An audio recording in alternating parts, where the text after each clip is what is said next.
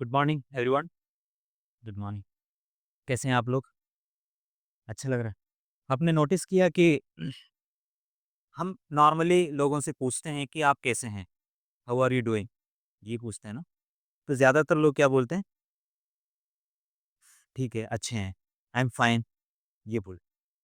पर आपने कभी सोचा है कि जब कोई ऐसा भी इनके इमोशंस है, हो सकता है कि घर पे कोई झगड़ा हुआ हो, तब भी वो क्या करते हैं? आई एम फाइन ही बोलते हैं। हर चीज़ वो प्रकट नहीं करते, है ना? यहाँ पर हम लोग आज मैं ये सिखाने वाला हूँ इमोशंस के बारे में, भावनाओं के बारे में और ये भावनाएँ हम कैसे एक प्रोडक्टिव लाइफ में हम लीड कर सकते हैं। इसके बारे में हम यहाँ पर डिस्कस करेंगे। मेरा नाम है संदीप जॉय, मैं हार्टबीट फाउंडेशन का ट्रस्टी भी हूँ और vice principal BMR nursing college हूँ। मेरा जो स्पेशलिटी है साइकियाट्रिक नर्सिंग है, मेंटल हेल्थ नर्सिंग से मैं करता हूँ। ठीक है? तो भावनाएँ क्या होते हैं? इसका एक डेफिनेशन है, मैंने हिंदी में निकाला है इस चीज़ को। जटिल मानसिक अवस्थाएँ हैं जिनमें एक व्यक्तिगत अनुभव, शारीरिक प्रतिक्रिया और एक व्यावहारिक प्रतिक्रिया होते हैं। ठीक है? इमोशन तब कंप्लीट होते हैं जब हमारे अंदर एक फीलिंग होती है, उसके साथ-साथ हमारे जो शारीरिक हमारे जो बॉडी है उसमें भी कुछ न कुछ दिखाया जाए। ठीक है? अगर सैड है तो आपको शक्ल में दिख जाएगा। अगर गुस्सा है तो क्या करेंगे? या तो आप चिल्लाएँगे, है ना? या आपके शरीर में वो चीज़ दिखाएँगे। आप खुश हैं तो आप क्या करेंगे? इंडिया वर्ल्ड कप जीता, आप लोग खुश हुए थे ना? तो कुछ लोगों ने क्या किया? डांस किया, है ना? कुछ लोग चिल्लाने लग गए। तो ये सब चीज़ें क्या है? हमारे भावनाओं को कंप्लीट करता है, ठीक है? एक अंदर एक फीलिंग होता है, उसके साथ-साथ बाहर शारीरिक हम एक प्रकट भी करते हैं। उसका उद्देश्य क्या है? हम साइकोलॉजी में नॉर्मली एक डिफेंस मैकेनिज़्म बताते हैं। हमारे शरीर अगर कोई आपको मुक्का मारे तो हम लोग ऑटोमैटिकली क्या करेंगे? उसको ब्लॉक करने की कोशिश करेंगे, है ना? हाथ लगा के, कुछ करके उसको ब्लॉक करने की कोशिश करेंगे।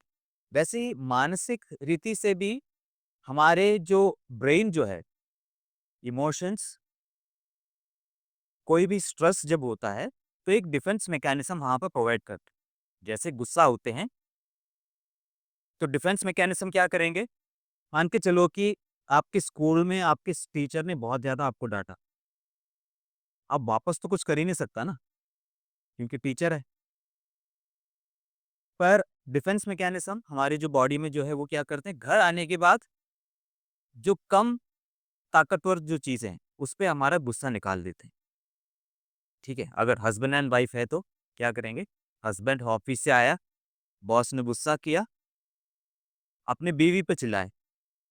बीवी ने कुछ गलत तो किया नहीं है पर बीवी कम ताकतवर है, इसलिए उन पे चिल्लाया और अपना जो गुस्सा है वहाँ पर ख़त्म कर दिया, ठीक है? तो ये चीज़ हमारा जो नॉर्मल चीज़ है। अब यहाँ पर हमें ये क्या करना है, इमोशन को एक बुद्धि के रूप से हमें यूज़ करना है। उसको हम कहते हैं इमोशनल इंटेलिजेंस, भावनात्मक बुद्धिमत्ता, इमोशनल इंटेलिजेंस। कई बार आपने देखा है कि आपने साइंटिस्ट को सुना है, काफ़ी साइंटिस्ट के बारे में सुना होगा ना? आइंस्टीन के बारे में सुने होंगे, है ना? तो आपने कभी सोचा है कि इतने सारे साइंटिस्ट हैं, भारत में भी है, बाहर भी है, पर गिने-चुने लोग इतने ज़्यादा फेमस हुए। गिने-चुने लोग इतने ज़्यादा चीज़ें वो डेवलप कर पाए। इसका रीज़न क्या है? उनके पास तो नॉलेज तो है ना? सबके पास नॉलेज है, आईक्यू है, आईक्यू भी सुना होगा ना? इंटेलिजेंस क्वोटिएंट्स। वैसे ही एक ईक्यू भी होता है, इमोशनल क्वोटिएंट्स। हमारे जीवन में हमें जो चलाने वाला जो आईक्यू जो होता है सिर्फ़ 20% होता है। हमारे दिमाग के जो नॉलेज के हिसाब से जो चलता है वो सिर्फ़ 20% होता है, बाकी 80% हमारे इमोशंस से चलता है।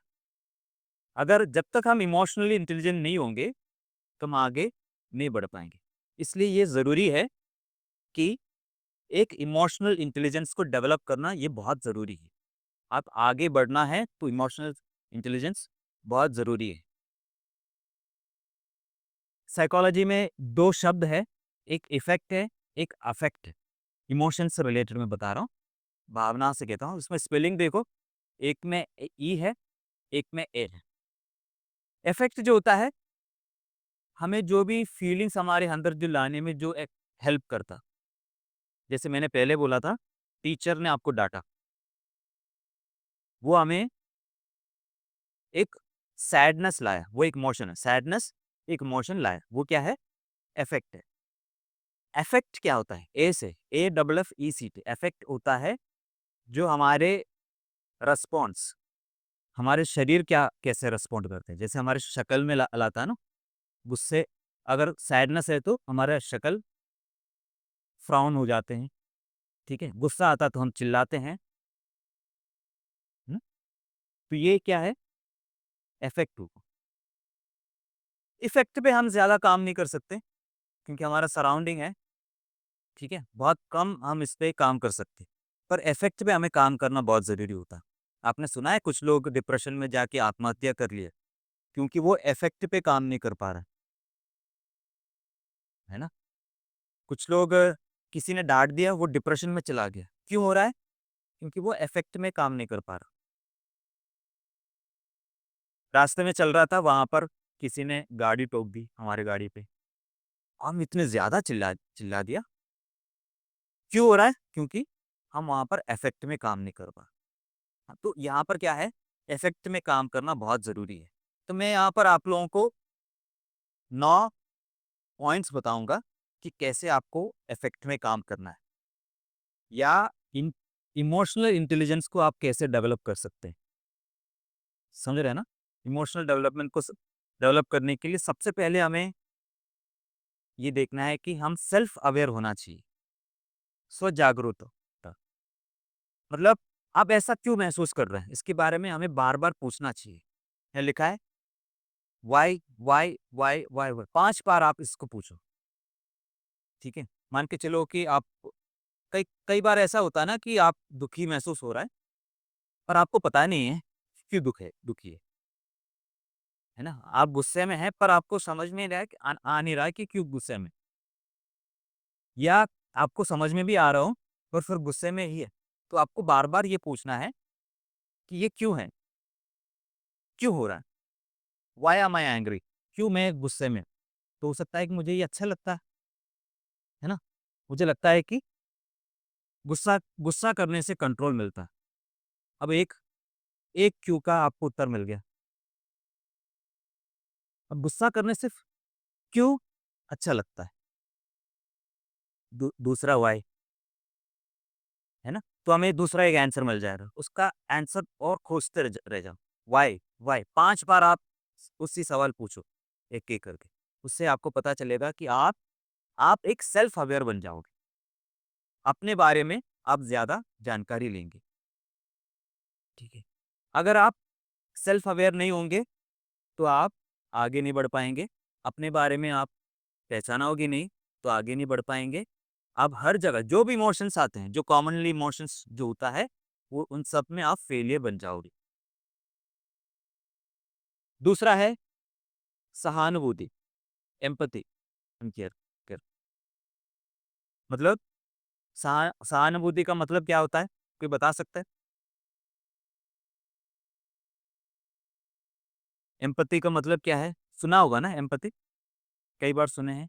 सहानुभूति करना मतलब दूसरों के नज़रिए से देखना, ठीक है? अब आप यहाँ पर बैठे हो तो मुझे ये सोचना है कि मुझे आपके नज़रिए से सोचना चाहिए। अब मैं यहाँ पर क्लास ले रहा हूँ, तो मुझे समझना चाहिए कि मेरा ऑडियंस कैसा है, तभी तो मैं प्रॉपर्ली क्लास ले पाऊँगा। अब कोई डॉक्टर की लेवल डिफरेंट होता है, एक नर्स का लेवल डिफरेंट होता है, ठीक है? तो उस नज़रिए से मुझे देखना चाहिए और हमेशा एक सवाल जो होता है, हमें मदद करेंगे सहानुभूति में। ये लिखा है what is that they know that I don't know, ठीक है? ऐसा क्या चीज़ है, जो वो जानते हैं पर मैं नहीं जानता? ठीक है? कई बार कोई कोई व्यक्ति मेरे से बुरी तरीके से व्यवहार कर रहे हैं या कोई कुछ समझाने की कोशिश कर रहे हैं और मैं समझ नहीं पा रहा, ठीक है? तो हो सकता है कि मैं उसमें गुस्सा हो जाए क्योंकि वो समझा नहीं पा रहा है। इससे पहले मुझे क्या करना चाहिए? मुझे अपने आप से पूछना चाहिए कि ऐसा क्या है जो वो व्यक्ति जानते हैं पर मैं नहीं जानता? वो क्या समझाना चाह रहा है जो मैं नहीं जानता? ये हमसे खुद से पूछना चाहिए। तभी हम क्या है दूसरों के नज़रिए से हम देख सकते हैं, दूसरों के नज़रिए से हम समझ जाएँगे। तीसरा है सोशल स्किल्स, सामाजिक कौशल। अब आप यहाँ पर एक स्किल सीखने के लिए आए। हमारे आपका एजुकेशन यहाँ पर हो रहा है ना? जहाँ जितने भी आपके पास स्किल्स मिल जाए, उसको लर्न करने की कोशिश करो। मेरे कॉलेज ने जब उन्होंने एक अपॉर्च्युनिटी हमारे पूरे स्टाफ को दिया था कि आप दिल्ली जाके बेसिक लाइफ सपोर्ट होता है ना, सीपीआर वगैरह देते हैं ना डॉक्टर्स, हमारे जो हार्ट को प्रेस पंप करते हैं, ठीक है? और आर्टिफिशियल ब्रीथिंग वगैरह देते हैं। इस चीज़ को लर्न करने का अपॉर्च्युनिटी पूरे स्टाफ्स को दिया गया। अब मैंने उस अपॉर्च्युनिटी को ग्रैब कर लिया। सब पूरे स्टाफ्स को था, पर उन्होंने उस अपॉर्च्युनिटी को ग्रैब नहीं की। मैंने उस अपॉर्च्युनिटी को ग्रैब किया, उस अपॉर्च्युनिटी को लेके मैं दिल्ली चला गया। मेरे पास टाइम कम था, फिर भी मैं दिल्ली चला गया। 2 दिन वहाँ रुक के मैं पूरा बेसिक लाइफ सपोर्ट के बारे में सीख के आ गया। उसको हम कहते हैं ग्रैबिंग द अपॉर्च्युनिटी। जब अपॉर्च्युनिटी मिलता है, उसको आप पकड़ो और स्किल्स को बढ़ाते चले जाओ। जैसे आपके पास कोई अपॉर्च्युनिटी मिलता है, कोई बोलता है कि ये सीखने के लिए आपके पास अवसर है, फ्री में मिल रहा है, तो क्या है? या कम पैसे में आपको अपॉर्च्युनिटी मिल रहा है, तो उसको करने की कोशिश करो, उसको सीखने की कोशिश करो। उससे क्या है, जितना आपका नॉलेज लेवल बढ़ते जाएँगे, वहाँ पर आप इमोशंस को भी वहाँ पर कंट्रोल कर सकते हो। फोर्थ है, बी ए गुड लिसनर। एक अच्छे श्रोता बने, बी ए गुड लिसनर। हम ज़्यादातर लोग सुनते ही नहीं हैं, है ना? बिल्कुल सुनते नहीं हैं। ये अपने आप से पूछो कि कोई व्यक्ति हमसे बात करते हैं, तो हम उत्तर देने के लिए सुन रहे हैं या उनको समझने के लिए सुन रहे हैं? अगर आप उत्तर देने के लिए सुन रहे हैं, तो उनको पूरा चीज़ें कंप्लीट करने नहीं देंगे, है ना? जैसे वो बोलना चालू करेंगे, कि मतलब मेरे साथ भी ऐसे हुआ था करके कोई नया कहानी सुना लेंगे। वो व्यक्ति क्या समझाना चाह रहे थे? वो व्यक्ति क्या आपसे बात करना चाह रहे थे, इसके बारे में आप सोचते नहीं हैं। उनको बीच में रोक देते हैं और क्या है, आप बिल्कुल सुनते नहीं। तो हमेशा आपको पूछना चाहिए, do I listen to give an answer और टू अंडरस्टैंड दैट पर्सन? क्या मैं उस उत्तर देने के लिए ही सुन रहा हूँ या उस व्यक्ति को समझने के लिए सुन रहा हूँ कि है ना? उत्तर देने के लिए है, तो जब वो कुछ बोलते हैं, तभी से हमारे मन में ये आंसर्स चलता रहेंगे। तो दूसरी चीज़ है वो क्या कह रहा है उसके बारे में हम बिल्कुल सुनेंगे भी नहीं। तो हमें क्या होना चाहिए? एक अच्छा श्रोता बनना चाहिए। Enhance your non verbal communication. अनकहा संचार को बढ़ाए, ठीक है? अब मैं यहाँ पर खड़ा हूँ, तो अनकहा संचार क्या होता है? नॉन वर्बल कम्युनिकेशन क्या होता है? अगर मैं खड़े होके बिना स्माइल किए, बिना हाथ को हिलाए, ऐसे अटेंशन में होके अगर मैं बोलने चालू किए, तो कई चीज़ें जो होते हैं आपको समझ में नहीं आएगा, है ना? यही प्रॉब्लम है जब आप व्हाट्सएप मैसेजेस वगैरह करते हो, तो आपको दूसरे जो व्यक्ति का फेस समझ नहीं पाते, है ना? आपने पीके मूवी में देखा होगा, आमिर खान अलग-अलग शब्द में अलग-अलग फेशियल एक्सप्रेशन में अच्छा को कहते हैं, है ना? तो गुस्से में भी अच्छा कह सकते हैं, खुशी में भी, सरप्राइज़ में भी क्या है अच्छा कह सकते हैं। तो एक व्यक्ति जब एक कम्युनिकेशन तब कंप्लीट होता है जब आपका नॉन वर्बल कम्युनिकेशन भी वहाँ पर हो, ठीक है? अनकहा संचार भी वहाँ पर हो। सिर्फ बोलने से नहीं होता, उस बोल में जो टोन है उससे भी समझ में आता है, व्यक्ति क्या महसूस कर रहा है। उनके एक्शन से समझ में आता है, कोई व्यक्ति के फेस से समझ में आता है कि किस प्रकार का बॉडी लैंग्वेज है, उससे भी उनको हमें समझना चाहिए कि वो व्यक्ति क्या समझा है। सेम हमें भी वैसे ही करना चाहिए, है ना? एक कहावत है जिससे कहते हैं action speaks louder than voice. सुना है ये चीज़? हमारा जो अ, हम जो कहते हैं उससे ज़्यादा हमारा जो एक्शंस ज़्यादा तेज़ी से बोलते हैं, है ना? लोग लोग वो देखते हैं जो हम क्या करते हैं। लोग बहुत कम देखते हैं जो बोलते हैं, ठीक है? 6th वन, हमारे नेगेटिव इमोशंस को हम कैसे सँभालते हैं? आप अपनी नकारात्मक भावनाओं को कैसे सँभालते हैं? How do you handle your negative emotions? Negative emotions क्या-क्या है?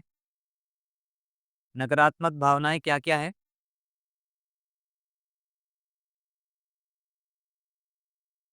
आप बताइए, नेगेटिव इमोशंस क्या-क्या है? नकारात्मक सोच नहीं, भावनाएँ बता रहा हूँ। जैसे खुशी क्या होता है? भावना है। क्रोध भावना है। क्रोध नेगेटिव है या पॉजिटिव भावना है? ओके। सैडनेस नेगेटिव भावना में आता है ना? ओके। तो यहाँ पर हम कहते हैं नकारात्मक भावनाओं को हम कैसे उसको सँभालते हैं? तो क्रोध को हम कैसे हैंडल करेंगे? तो आपको यहाँ समझना है, इमोशंस आना कोई गलत बात नहीं है। खुशी, दुःख, क्रोध ये सब आना कोई गलत बात नहीं है।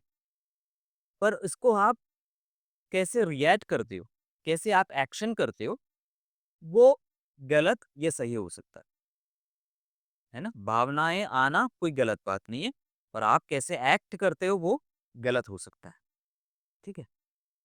मान के चलो कि क्रोध है, तो आपको क्या करना चाहिए? इसमें लिखा है जर्नलिंग। जर्नलिंग का मतलब क्या है? आप एक कागज़ और पेन ले लो, उसमें आपके जो भावनाएँ हैं पूरा लिखो, ठीक है? जो व्यक्ति ने आपके साथ किया उसके बारे में लिखो, आपका जो इमोशंस है उसके बारे में पूरा लिखो, ठीक है? उससे क्या है, आपका जो इमोशन है वो थोड़ा कम हो जाएँगे, ठीक है? उसके बाद उसको फाड़ के फेंक दो, जला लो, कुछ भी हो होता है, आपका इमोशंस कंट्रोल करने में आपको मदद मिलेगा। या आप एक वीडियो बना लो, उसी के ऊपर, क्रोध के ऊपर आप एक वीडियो बना लो, ठीक है? डेली डायरी राइटिंग का इस्तेमाल किया करो, डेली राइट करो, तो आपका क्या है इमोशंस को आप जर्नल करेंगे, कहीं न कहीं आप बता रहा है इस चीज़ के। हर एक इमोशंस को हर जगह आपको बताना नहीं चाहिए, है ना? आपके करीब दोस्त होंगे, आपके पेरेंट्स होंगे, पेरेंट्स से तो आपको शेयर करना चाहिए, पर हर एक इमोशंस को आपको हर एक लोगों के साथ आपको शेयर करना नहीं चाहिए। आपको पता होना चाहिए कौन से इमोशंस को शेयर करना चाहिए, कौन-सी ऐसे लाइफ इवेंट्स है आपको दूसरों के साथ शेयर करना चाहिए, ठीक है? 7 how quick you are to react जब कोई इमोशंस होते हैं तो आप कितने जल्दी आप रिएक्ट कर लेते हो, ठीक है?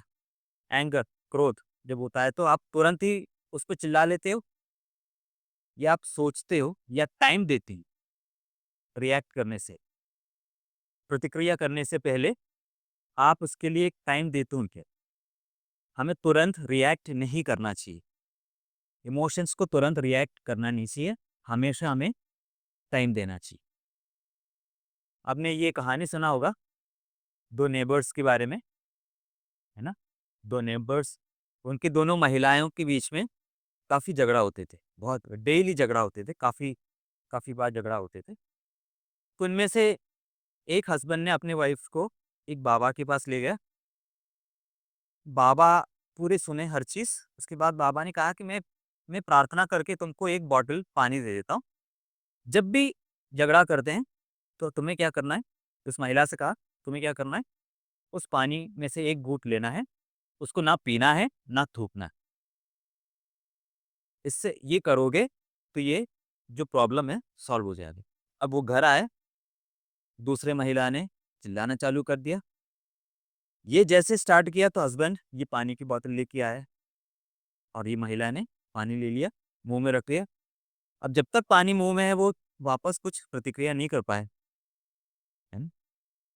अब जो पहली महिला है जो चिल्लाना चालू किया था और उसको लगने लगा कि ये वापस क्यों नहीं चिल्ला रही है, वापस रिएक्ट क्यों नहीं करती। वो धीरे-धीरे में 1 हफ्ते में उन दोनों का जो झगड़ा है पूरी तरीके से खत्म हो गया। एक्चुअल में क्या था, बाबा ने कुछ किया ही नहीं था। एक ट्रिक यूज़ किया जहाँ पर वहाँ पर रिएक्ट करने से पहले थोड़ा-सा एक टाइम मिल जाए। हुँ, तो हम तुरंत रिएक्ट करते हैं या टाइम देते हैं? कोई भी इमोशंस के लिए हम तुरंत रिएक्ट करते हैं या हम उसके लिए हमें टाइम देना चाहिए रिएक्शन के लिए। 8वीं है, do I surround my self with positivity? क्या मैं अपने आप को सकारात्मकता से घिरा हुआ है? जैसे आपका फ्रेंड्स कैसा है? वो हमेशा नेगेटिव बातें आपसे करते हैं, तो उस फ्रेंड्स को आपको चेंज करना चाहिए, ठीक है? ऐसा कोई आपका फ्रेंड्स ऐसा है कि कोई आपके पास कोई अपॉर्च्युनिटी आता है, तो उसके बारे में नेगेटिव बातें करेंगे, तो उनके लिए हमें क्या करना चाहिए? उस फ्रेंड से हमें दूर रहना चाहिए, ठीक है? जितने भी चीज़ें आपके सराउंडिंग में हैं, वो सब आपका चॉइसेस है। आपने चूज़ किया इस चीज़ को। आप ज़रूर आपके पेरेंट्स को तो आप चूज़ नहीं कर सकते, पर आपके फ्रेंड्स को किसने चूज़ किया है? आप ही ने चूज़ किया है। आपके जो कंपनी, जॉब जहाँ पर आप करते हो, वो आप ही ने चूज़ किया है। जो किताब जो पढ़ते हैं आप, वो आप ही ने चूज़ किया। जो वीडियो शोज़ वगैरह जो देखते हैं, यूट्यूब चैनल्स जो देखते हैं, वो आप ही चूज़ करते हो, है ना? तो जब आप चूज़ ही कर रहे हो, तो उस पॉज़िटिव चीज़ों को चूज़ करो। न्यूज़ चैनल्स आते हैं, नेगेटिव न्यूज़ चैनल्स भी होते हैं। उसको आप रिजेक्ट करो, पॉज़िटिव न्यूज़ चैनल्स को देखो, पॉज़िटिव बुक्स को देखो, पॉज़िटिव फ्रेंड्स के साथ आप रहो, पॉज़िटिव लोगों के साथ लोग पॉज़िटिव बातें करते हैं उनके साथ आप रहने की कोशिश करो। उससे क्या है, आप इमोशनली इंटेलिजेंट बन जाओगे। 9th है, जो लास्ट है, एम आई ग्रेटफुल? अपने आप से पूछो, क्या मैं आभारी हूँ कि नहीं? है ना? यहाँ पर आपको ये अपॉर्च्युनिटी मिलने से पहले किसी न किसी ने आपसे बोला होगा ना, कि यहाँ पर एक अपॉर्च्युनिटी है। यहाँ पर आप पढ़ाई स्टार्ट करने से पहले आपने उस व्यक्ति को थैंक यू कहा कि आपने मेरे को बताया कि इस जगह पर ऐसे कुछ पढ़ाई होती है। आपने कभी थैंक यू बोला? कभी आभारी हुआ आप? आपको आपके टेबल पे खाना मिलता है ना? आपके पेरेंट्स आपको खाना देते हैं। कभी आपने बोला थैंक यू? या कभी आप आभारी रहे इस चीज़ के लिए? हर एक चीज़ के लिए आपको आभारी होना चाहिए। कई लोग हैं, बहुत ज़्यादा लोग हैं जिनको ये ऐसे एक कुर्सी तक मिलता बैठने के लिए। कुर्सी होने के बावजूद उनको लगता है कि ये हमारे लिए नहीं है। ऐसे भी उनकी माइंडसेट वाले लोग भी हैं, है ना? ऐसे कई लोग हैं जो दिन में 1 बार खा के ज़िंदा रह रहे हैं या अपने काम कर रहे हैं। हमें हमारे पास जितनी भी चीज़ें हैं, उसके लिए हमें हमेशा आभारी होना चाहिए। आपके जो फ्रेंड्स हैं, उनके लिए आप आपको थैंकफुल होना चाहिए। आपके जो टीचर्स हैं, उनके लिए आपके लिए थैंकफुल होना चाहिए। आपके जो पेरेंट्स हैं, आपके जो खाना है, फूड है, आपको जो भी चीज़ें मिल रहा है, पानी जो मिल रहा है, इन सब चीज़ों के लिए आपको थैंकफुल होना चाहिए। इससे क्या है, आपका इमोशनल इंटेलिजेंस बढ़ते चले जाएँगे। तो इमोशनल इंटेलिजेंस ज़रूरी है हमारे लिए, भावनात्मक बुद्धिमत्ता बहुत ज़रूरी चीज़ है हमारे लिए, तभी हम आगे बढ़ पाएँगे। ये हमारे मानसिक, शारीरिक और सामाजिक स्वास्थ्य के लिए बेहतर बनने के लिए हमें मदद करते हैं। हमारे स्किल्स को बढ़ाने में मदद करते हैं, हमारे कम्युनिकेशंस को बढ़ाने में मदद करते हैं और जितने भी लोग अब आप टॉप ऑफ द लेवल में आप देखते हैं, उन सबका इमोशनल इंटेलिजेंस अच्छा रहता है। वैसे ही हमें भी बनना चाहिए। जो इमोशनल इंटेलिजेंट व्यक्ति जो होता है, जितने भी जो 9 चीज़ें जो मैंने बताया था, ये चीज़ उनकी लाइफ में आप देख सकते हैं। कोई भी आप व्यक्ति देख लो, जो टॉप ऑफ द लाइन में जा रहा है, आगे जो बढ़ते जा रहा है, सक्सेसफुल होके जा रहा है, इनका इनमें जो 9 चीज़ें आपने अभी तक जो मैंने बताया था, ये चीज़ें आप वहाँ पर देकर जाएँगी। थैंक यू वेरी मच इस चीज़ के लिए। अगर कोई डाउट है, क्वेश्चन्स हैं, तो आप पूछ सकते हैं।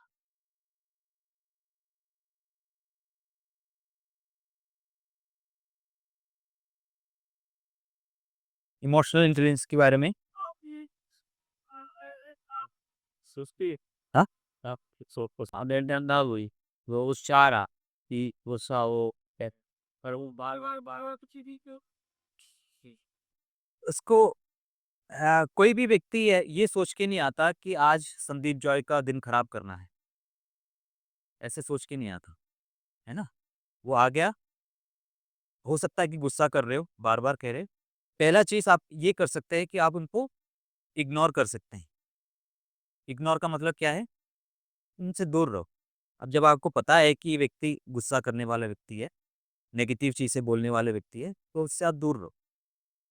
मैं जहाँ पर काम करता हूँ, वहाँ पर भी है लोग, नेगेटिव चीज़ें ही बोलेंगे, कोई भी चीज़ें अच्छी नहीं बोलता। अब उनसे मुझे दूर रहना ही पड़ता है। फर्स्ट एंड बेस्ट दूर रहना है। अगर वो बार-बार आ रहा है, तो उनको कन्फ्रंट करो। कन्फ्रंट कैसे होता है? वापस चिल्लाने से कन्फ्रंट नहीं होता। आपको बताना चाहिए कि इससे मुझे तकलीफ हो रहा है, आप ये ऐसी चीज़ें नहीं करो। ठीक है?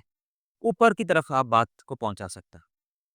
ठीक है? आपके अब देखो मान के चलो ये क्लासेस है। आपका और इनके बीच में कुछ इश्यूज़ है। ये व्यक्ति आपसे काफ़ी गलत तरीके से व्यवहार कर रहे हैं। है ना? तो पहले 2 चीज़ों से कोई चेंजेस नहीं आ रहा है, तो आपके ऊपर टीचर है ना? दोनों के ऊपर है ना?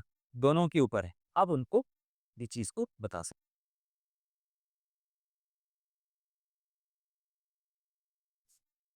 अगर अगर आप रिएक्ट करोगे, जैसा उन्होंने रिएक्ट किया है, वैसे एक्ट किया, वैसे ही आप रिएक्ट करोगे, एक तो इमोशनली आप काफ़ी खराब हो जाएँगे, साथ ही साथ आपका बीपी बढ़ जाएँगे, है ना? ब्लड प्रेशर बढ़ जाएँगे, ब्लड फ्लो ज़्यादा हो जाएँगे, है ना? तो कई लोगों पे वेइन वगैरह का रप्चर होने के चांसेस ये बहुत आगे जाके मैं बता रहा हूँ, रप्चर होते हैं, कई लोग जब गुस्सा करते-करते उन वो बेहोश होके गिर जाते हैं, क्योंकि वो जो इमोशंस को वो कंट्रोल नहीं कर पाए, वो इमोशंस क्या किया हमारे शरीर में उसको इफ़ेक्ट करने लगे।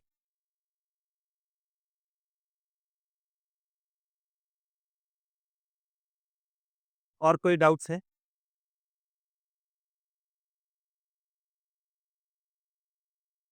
Yeah, it's yeah, neither that data. She's